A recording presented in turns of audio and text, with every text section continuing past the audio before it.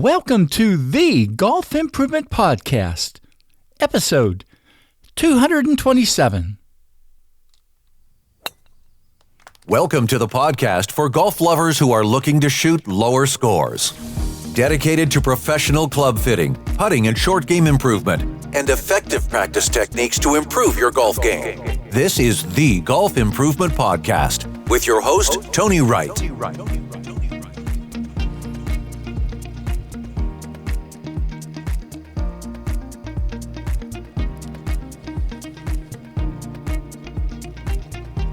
Hello, this is Tony Wright from Game Improvement Golf in Oak Ridge, Tennessee with the Golf Improvement Podcast, dedicated to sharing useful information on professional club fitting, putting and short game improvement, and effective practice techniques, changing golfers' lives, one golfer at a time.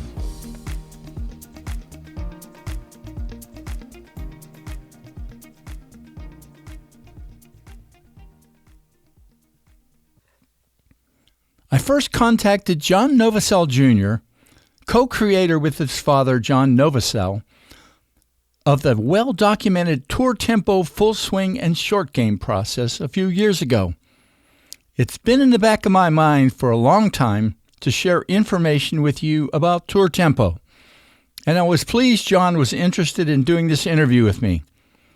Some of you may be well aware of the value of knowing your full swing and short game tempos, but no matter what your knowledge, I know you'll enjoy this new podcast episode with John Novosel Jr.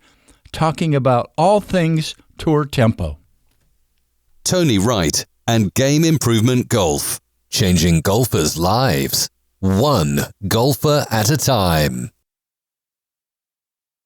Hello, this is Tony Wright with the Golf Improvement Podcast, and today I'm really excited for me and for you to welcome John Novosel Jr., who with his father, I was going to say created, but I think the word is really discovered tour tempo. He's presented his concepts around the world, and I realized, and I looked in your About page, including the 2023 Golf Magazine Top 100 Summit, which must have been really a great thing to do for you. I'm sure it was. He has a passion for coaching golfers to improve speed, fitness, and enjoying golf. So we're going to talk about many, many things about tour tempo today. John, thank you for being here. Hey, thanks for having me on. Looking forward to it. Yeah. Well, about a week ago, I was playing with a friend, and I said, hey, I'm going to do this really good interview, I think, with John Novosel Jr. about tour tempo and 3-to-1 tempo. And he said, gee, I knew about that 20 years ago, which I think that's kind of neat. You know, it's still important. Obviously it's important because you know it is. So you've been doing this for a long time and indicates the value of what you've been doing. Talk about a little about the story, how tour tempo came about, how you learned that a 3-to-1 full swing tempo is a rhythm we should all be striving for. Yeah, that's. I love the way you introed it by saying we discovered it more than created, although it's part discovery and then there's some creation that came later. But my dad and I were golf inventors, and I was his guinea pig growing up for everything, as a lot of probably fathers and sons are. But he had created something called the Tour Tempo Speedball, which is a product we still have, and it helps you hit the ball farther. There's some resistance to the impact. And we were doing this, you'll understand this, but the younger listeners might not know this. There used to be a thing called an infomercial on the Golf Channel. Oh, yeah. And that was a 30-minute basically commercial that we were trying to do. And we had Jan Stevenson, who was the US Open winner, and we were sort of doing the editing, and back then, only video editors edited video. It's not like it is today where everybody does video stuff. But we were looking at Jan's swing and just happened to notice that she took it back in 27 frames of video, and she came down at 9. And as a reference point, there's 30 frames of video in 1 second. So she was 27 and a 9. And so no big deal because, at the time, and people still even think this is that, you have your own tempo, so to speak, and everybody's is unique. But then I was a huge Tiger fan, always have been. And we noticed the 97 Masters, which he won by like 50 shots. He had a tempo of 27.9. And Tiger's tall and strong and athletic and hits it a mile, and Jan is a totally different body shape, and they both have the same tempo. And all of a sudden, we realized maybe there's something there, and we started to research all the swings out there, and we saw this pattern of a 3-to-1 ratio of backswing to downswing. But the other thing that's noticed was interesting is that when you add 27 plus 9, that's 36. And there's 30 frames in 1 second. Well, the golf swing was about a second from takeaway to impact. And surely that couldn't be because everybody's been told to swing low and slow and all these different things. But really, the elapsed time of these tour pros is fairly quick. So we saw this 3-to-1 ratio. We saw this about a second or so. In the case of Tiger and Jan at the time, it was 1.2 seconds. And then we noticed there's a consistency. And you had mentioned, I'm into speed and stuff. Well, what led to the speed is that we started doing golf schools. And when people would come in and we put them on the tour tempo, we noticed most golfers, when they increase their tempo is what I call it, they hit the ball farther. So all kinds of good things were happening with a faster tempo and a 3-to-1 ratio. Yeah, that's and it's amazing. And we're not going to get into it, but there's this guy out there that I know you know about. You probably talked to him. I mean, Dr. Robert Grover, that did some of the most amazing analysis, both for full swing and for putting. And his stuff confirmed a lot of what you've been doing, which I know made you all excited. I absolutely know Grover. Have conversations with him from time to time. I'd love to talk about it if you want to, but he backed up all the data my dad, it uncovered and discovered. I think that the Grover stuff was really cool, and I've learned subsequent things from him. And I don't know if you know, but I've got a book, Tour Tempo Force. It's the 3rd book in the Tour Tempo series, and it's based on a lot of my conversations and further discoveries with Grover. So that piece is really cool. But yeah, that was really neat for us to have a physicist from Yale at the time to back all of those findings up. I think I might even downloaded it on Kindle, and I still haven't read it. So something for me to get back to. Yeah, for sure. I think the next part for the listener, and this is sort of the cool part, is they're listening, going, okay, 3-to-1 ratio, about a second. Well, how am I going to do that, right? Well, this is where the creation part comes in, and we created an app. At the time, with the Tour Tempo book, which came out in 2004, we had a CD. Nobody has those anymore, right? Like I said, younger people are like, what's this? It's a coaster.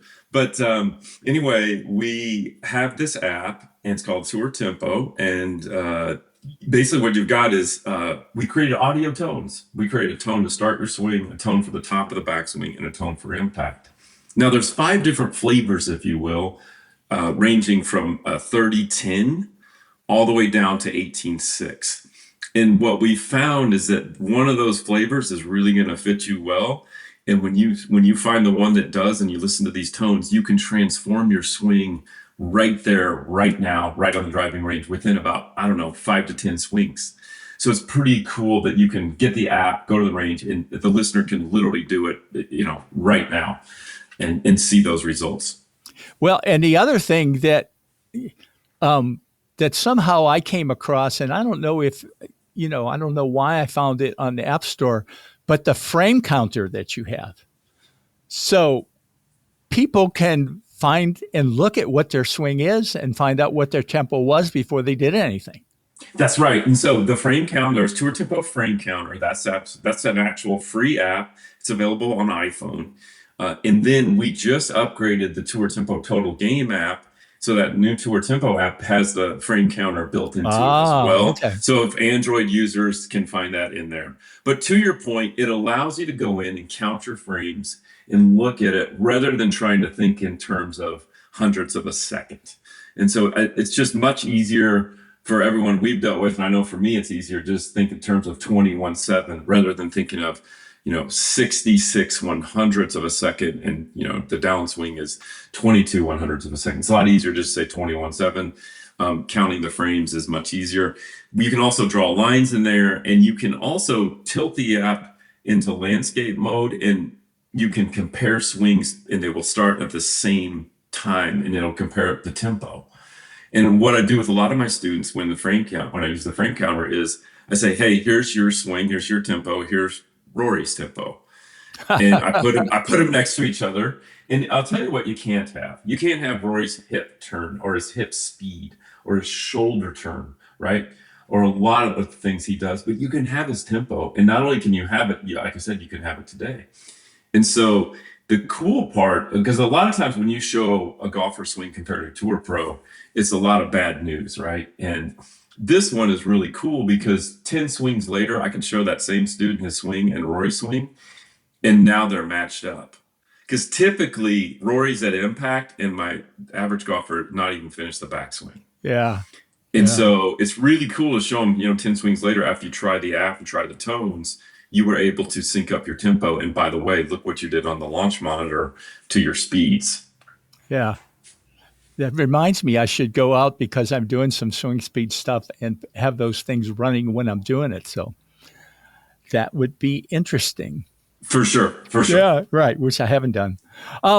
Yeah, I think you talked a little bit about some of the myths people have about their full swing tempos, but any other things in that kind of area you want to talk about? Boy, I remember I had a friend, oh God, and this was at the time a couple years ago when I should have done this interview, but she probably took 2 or 3 seconds to take her backswing. And I thought, come on, Tony, you really should do something. And unfortunately, she passed away. But there are just a zillion people that think that, right?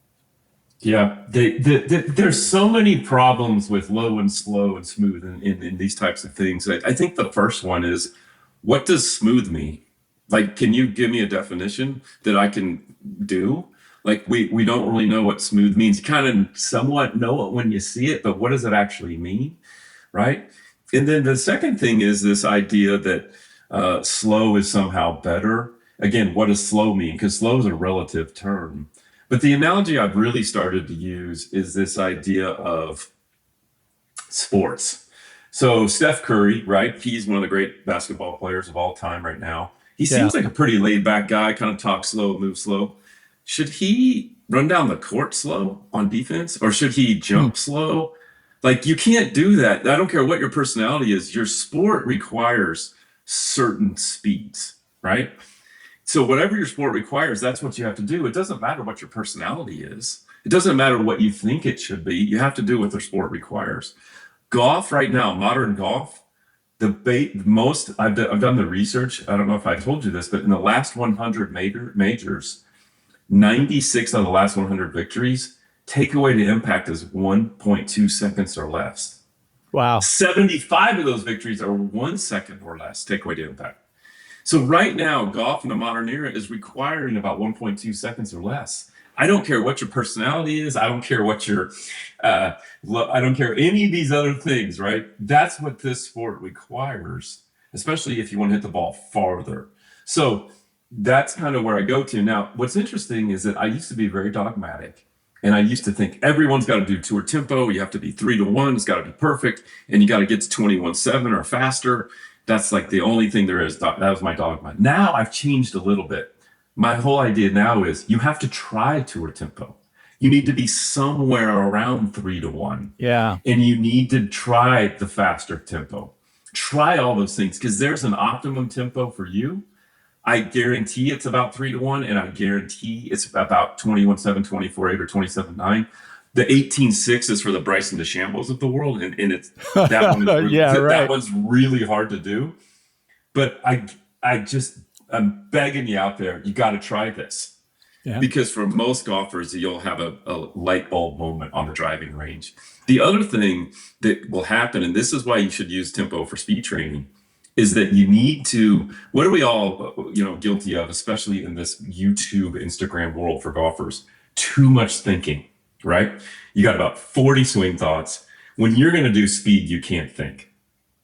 And I think you would agree with this. You can't really think even more than two things to even play golf, right? But especially for speed. So when you start doing the tones and you hear this bum, bum, bum, you don't have time to think about anything else. So there's a lot of goodness happening here, and you got to try it and see which of these tempos really fits you. And I guarantee it's fun as well. Well, it made me think of something too that, I haven't seen people talk about it, but maybe some of this sort of swinging slower comes from, well, you ought to really swing at 80%.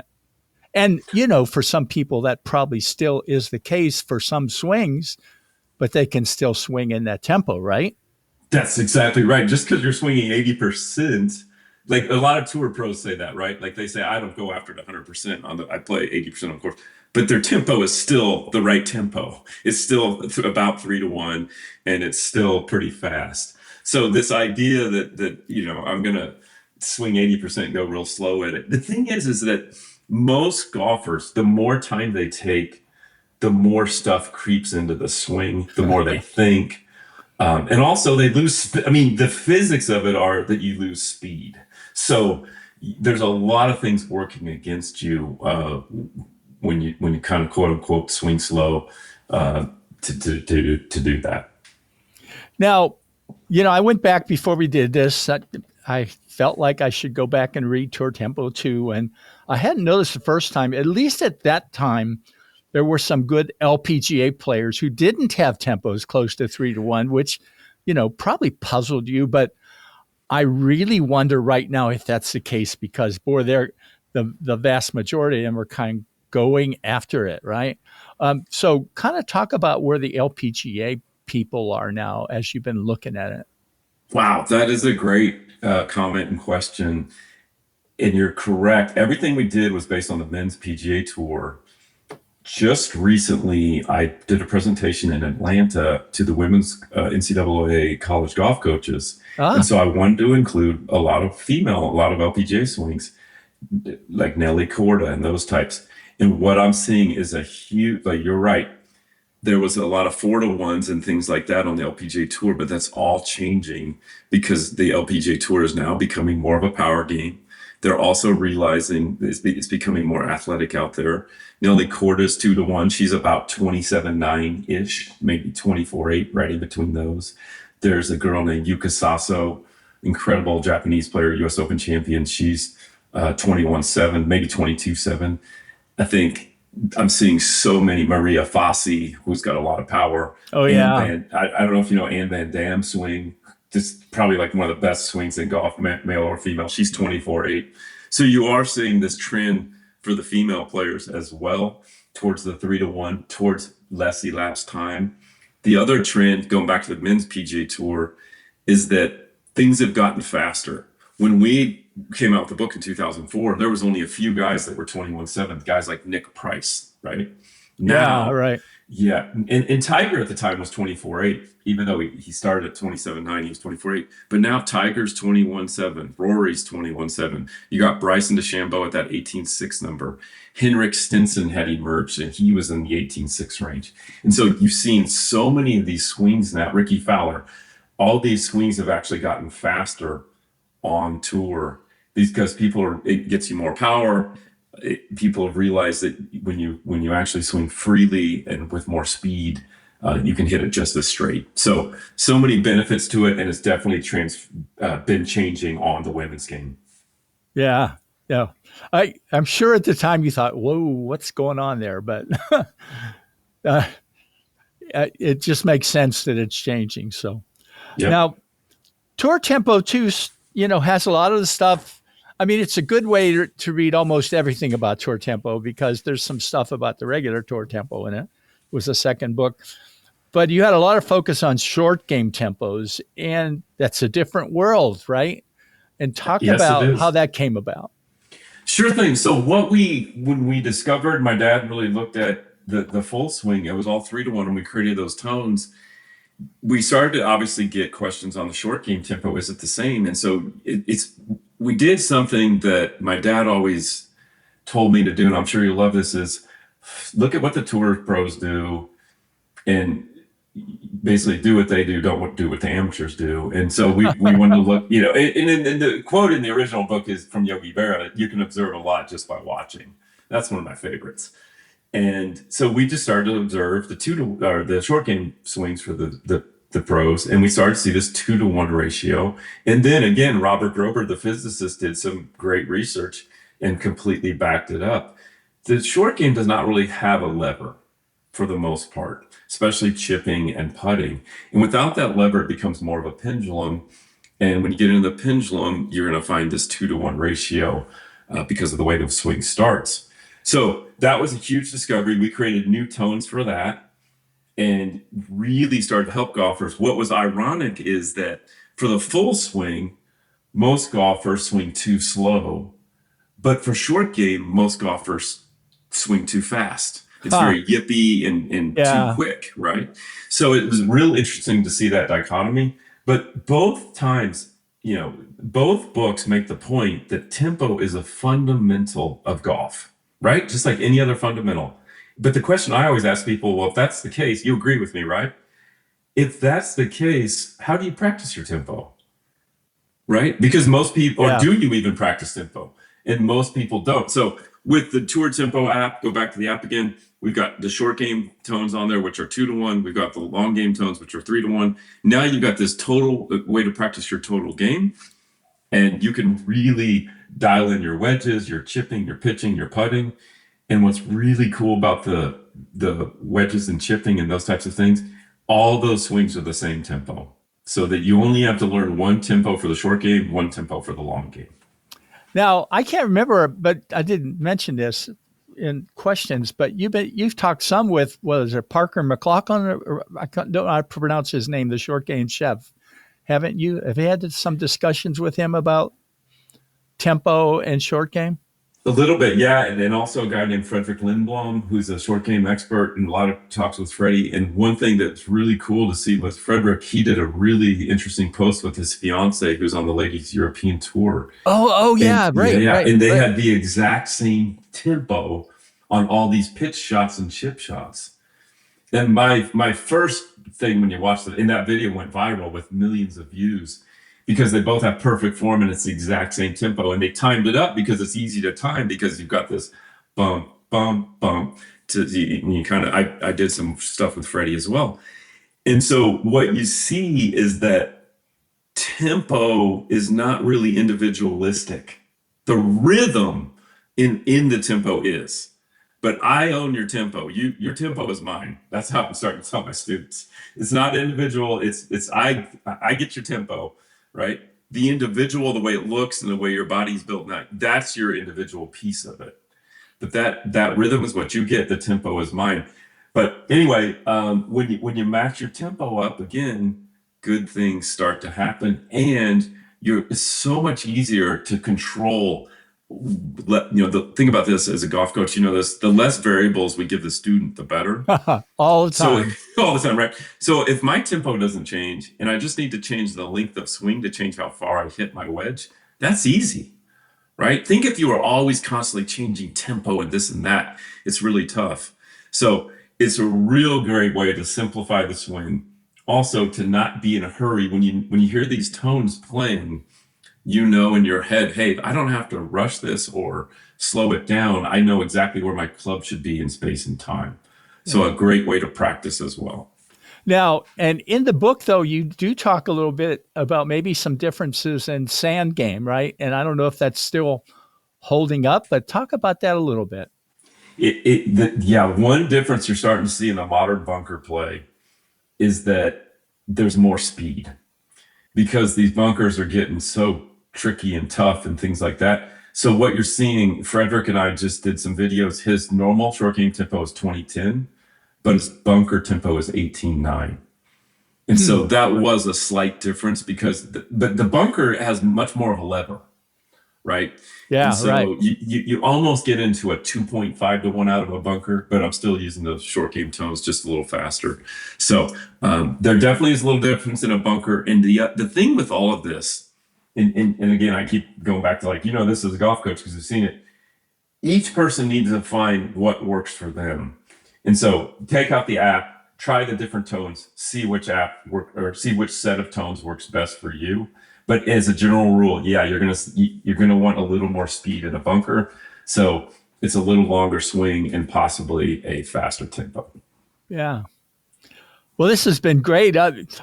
Now, I told you this is kind of a bonus question, but I actually rethought it a little bit because since I focus a lot on putting now, I mean, this makes really great sense. But have you ever done anything looking at seeing if tempos change and sometimes improve with changes in clubs, like changes in shaft weights and in putting? It's almost obvious to me because you can see people kind of slowing down if they got something that's too heavy for them. It's hard to swing it.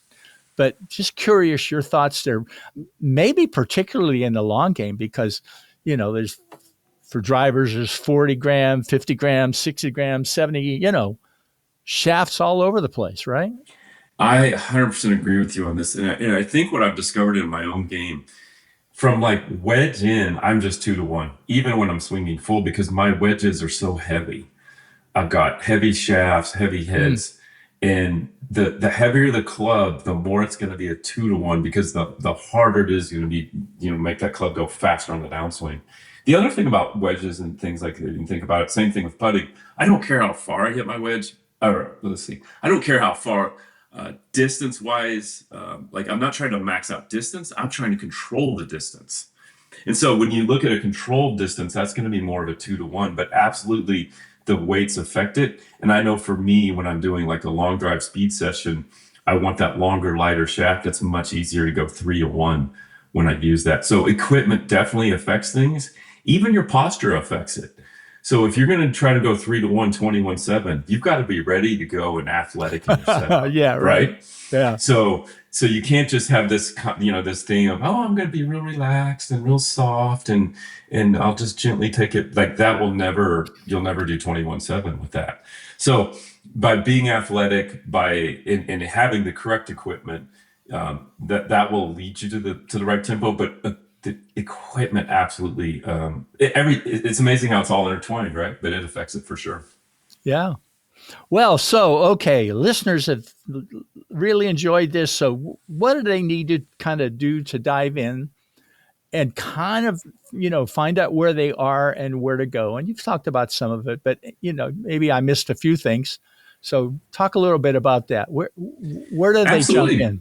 You mentioned it right away. If you want to jump in for free, Tour Tempo Frame Counter app on iPhone, go count your frames. Go find out what your tempo is. I can guarantee you this. If your tempo is slower than 30-10, meaning maybe it's 36-14 or something like that, if you do 24-8, you're going to hit 20 to 30 yards farther right here, right now, right on the spot. Guaranteed. I'm batting 1,000 on that one. Yeah. If your tempo is already 24-8 or 21-7, you're going to get it dialed in and be focused. So there's a benefit there as well. You may not gain the 20 to 30 yards right away, but not a lot of golfers are starting at that tempo. So Frame Counter app is free. If you want to just dive right in, get the Tour Tempo app. It's $25. It's a one-time fee. There's no subscriptions. And most people tell me it's the best $25 they've ever spent on their game. And it's easy to use. It's fun. It gets you focused on the range. So that's your next spot. If you want to find out more information on me and Tour Tempo itself, on Instagram, I'm at Tour Tempo, and the website is tourtempo.com. So you can check those out. I've got a masterclass on there. I've got some speed training aids, things of that nature. But yeah, check out the website, check out the Instagram, check out the apps. Great starting point is the Frame Counter, and it's really a great way to understand, learn, and practice your tempo. Now, and so, as we kind of end, so what's the future? I mean, right, you've been around 20 years, but people still, maybe that's not the right number. But where do you see things going with what you've been doing and how to help people, get more enjoyment out of their games? Yep. I'm just continue to push the envelope. Like I said, Tour Tempo Force was a piece of that. There's something in the Tour Tempo Force book called the 1-to-1 ratio, which is real interesting. You'll have to check that out. And just always constantly working to improve and combine tempo with mechanics, tempo with the psychology of the game, tempo with all these other elements. And I think that's where the next frontier is. How do we always relate things back to tempo? Because at the end of the day, tempo is one of the most controllable, best ways to play your best golf. Yeah, it's amazing. And it sounds so simple, right? It is. That's the cool part, because the whole game is already complex enough. I want more simple, especially in my life in general. There you go. Well, thanks for the time doing this today. I'll put links in the show notes to, basically your website. I've had the app for a number of years, and the frame counter, I'm going to tell you offline some recent things I did with a frame counter that were kind of neat. There's all the great resources you have on the website. So, but keep doing great things like this. It's a lot of fun. Well, I appreciate you having me on. I appreciate the kind words. And yeah, for your listeners out there, I highly urge you, give it a try. You'll thank me later. The Golf Improvement Podcast is sponsored by David Orr and the Flatstick Academy, putting instruction without all of the bull. www.flatstickacademy.com. Thanks to David Orr and the Flatstick Academy for sponsoring my podcast and website in 2025. In the link I've provided, you'll see that David has created more than 385 Flatstick videos, more than 7,000 hours of content, and 90 premium articles. As I'm getting back to helping the Roan State men's and women's golf teams in the coming year, many of the videos David created are helping me to help them putt their best. Subscriber cost $9.99 a month. Incredible value for the money, especially if you want to stop being swayed by much of the awful putting content you see from Dr. YouTube. See www.flatstickacademy.com for more details. John, thanks for the great explanation of the history of tour tempo and how using your resources can help golfers play their best. I put links in the show notes to John's Tour Tempo website, where you can find links to the Tour Tempo Total Game app, available for iPhones and Android phones, a super value for $24.99. John's Instagram handle is also @TourTempo. If you want to dive in a little slower and you have an iPhone, the Tour Tempo frame counter is available as a free download in the iPhone App Store. You can easily use it to find your swing and short game tempos. You might learn something. About 6 years ago, I created a blog post about something that David Orr calls chopsticks, which is a way, if done properly, to create more coordination in your putting stroke. I've also been using a neat training aid that can help you do chopsticks more effectively. Ken Collins' Putting Pal Training Aid. Good job, Ken. You can connect the alignment sticks you use for chopsticks to the Putting Pal and then to your putter. The link to the Putting Pal is in the show notes. If you click the link in the show notes for this episode, you'll see all of my favorite previously published podcast content. I hope you'll subscribe to my YouTube podcast channel and also like the episodes you listen to through YouTube. Thanks. Well, that's it for today. Keith Muir, who created the Thoughts from the Train website and who's a longtime Twitter friend, has done a lot of putter testing for his personal game. I know he and I will share some interesting insights from his experiences in my next episode. But until then, take care, God bless Ukraine, and God bless America. Game Improvement Golf, changing golfers' lives, one golfer at a time. www.gameimprovementgolf.com